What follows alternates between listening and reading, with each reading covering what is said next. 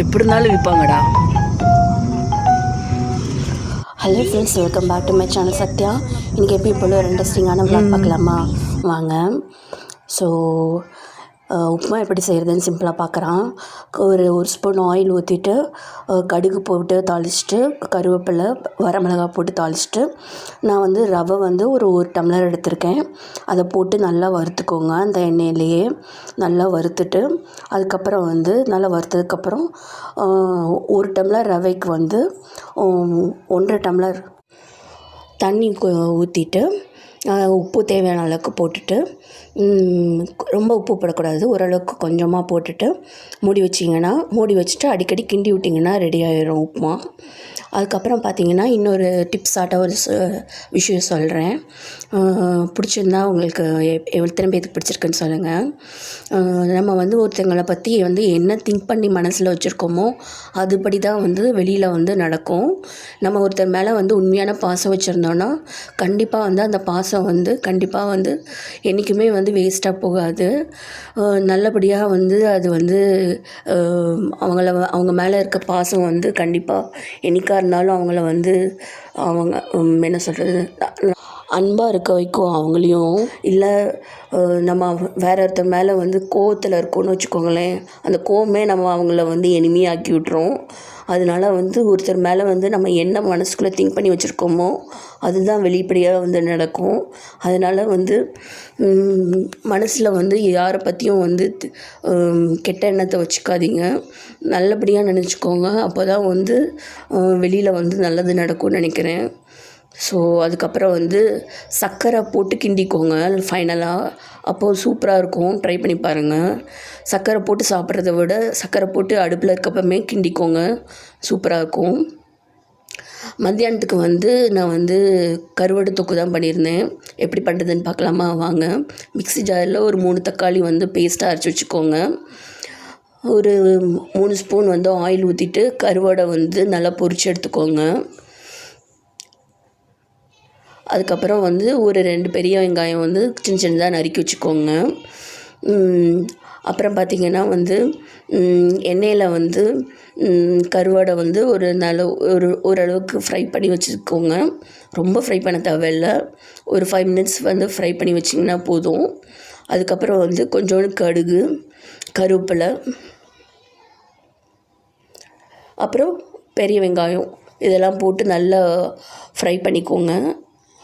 வெங்காயம் நல்லா ஃப்ரை ஆனதுக்கப்புறம் பார்த்திங்கன்னா தக்காளியை வந்து நம்ம நல்லா பேஸ்ட்டாக அரைச்சி வச்சோம்ல அது போட்டுக்கோங்க. நீங்கள் வந்து தக்காளி வந்து நிறையா வேணும்னாலும் எடுத்துக்கலாம். கிரேவி எவ்வளோ வேணும்னு நினைக்கிறீங்களோ அதுக்கு தகுந்த மாதிரி தக்காளி வந்து ஆட் பண்ணிக்கோங்க. நான் வந்து கொஞ்சமாக கிரேவி வேணுங்கிறதுனால 3 மீடியம் சைஸ் தக்காளி ஆட் பண்ணிக்கிறேன். ஸோ தக்காளி ஆட் பண்ணதுக்கப்புறம் வந்து மஞ்சத்தூள், அதுக்கப்புறம் வந்து ஒரு 2 ஸ்பூன் வந்து குழம்பு பொடி, மஞ்சத்தூள் வந்து ஒரு 1/2 ஸ்பூனு, அதுக்கப்புறம் வந்து மிளகாத்தூள் வந்து ஒரு 1/4 ஸ்பூன் தான் ஆட் பண்ணியிருக்கேன். உங்களுக்கு மிளகாத்தூள் எவ்வளோ வேணுமோ ஆட் பண்ணிக்கோங்க காரத்துக்கு ஏற்ற மாதிரி. அதுக்கப்புறம் வந்து கொஞ்சோண்டு வந்து தண்ணி ஆட் பண்ணிக்கிறேன். அப்புறம் நம்ம வந்து இது போட்டுக்கணும், கருவாடு வறுத்து வச்சுருந்தோம்ல அதை போட்டு ஃபைனலாக கொஞ்சம் டேஸ்ட் பார்த்துட்டு உப்பு போட்டுக்கோங்க. மூடி வச்சிங்கன்னா சூப்பராக ரெடி ஆயிரும், 10-15 மினிட்ஸ்லேயே ரெடி ஆயிரும். ஸோ அதுக்கப்புறம் பார்த்திங்கன்னா நான் வந்து இது சாப்பிட்டோம், முட்டைக்கோசு செஞ்சு சாப்பிட்ருந்தேன். ஸோ அதுக்கப்புறம் தான் வந்து சாமி கும்பிட்டோம் ஈவினிங் டைம் போல். ஸோ கருவாடும் முட்டைக்கோசும் பண்ணிக்கிறதுனால வந்து மத்தியானம் டின்னர் முடிச்சுட்டு ஸோ எல்லாத்துக்கும் கருவாடு பண்ணியிருந்தேன். அப்புறம் நான் முட்டைக்கோசு சாப்பிட்ருந்தேன். அப்புறம் பார்த்திங்கன்னா வந்து எனக்கு வந்து இந்த சாமி கும்பிட்றதுங்கிறது வந்து என்னால் வந்து என்ன சொல்கிறதுன்னா மேரேஜ் ஆனதுக்கப்புறம் தான் வந்து ரொம்ப டெடிக்கேட்டடாக பண்ணுறேன்னு சொல்லலாம். பட் வந்து ஒரு சின்ன வயசுலேருந்து பார்த்திங்கன்னா எனக்கு வந்து கடவுள்னால் ரொம்ப பிடிக்கும். பட் வந்து எனக்கு வந்து பார்த்தோன்னே வந்து சாமியை வந்து எல்லாருமே வந்து நீங்கள் எல்லோரும் எப்படி நினைப்பீங்கன்னா ஒரு என்ன சொல்கிறது கடவுள் அப்படிங்கிற ஒரு ஸ்தானத்தில் வச்சு பார்ப்பீங்க. நான் வந்து சின்ன வயசுலேருந்து எப்படி பார்த்துட்டு இருந்தேன்னா என்ன சொல்கிறது ஃப்ரெண்டாக ஒரு ஃபேமிலி மெம்பரை தான் நான் பார்த்துட்ருந்தேன். அதனால் வந்து எனக்கு என்னமோ வந்து ஸோ ஃபேமிலி மெம்பராட்ட தான் நான் பார்க்குறேன். நான் வந்து கடவுளை. ஸோ அதனால் வந்து என்னை பொறுத்த வரைக்கும் வந்து சாமி மேலே வந்து நம்பிக்கை வைக்கிறதுல வந்து தப்பே இல்லை.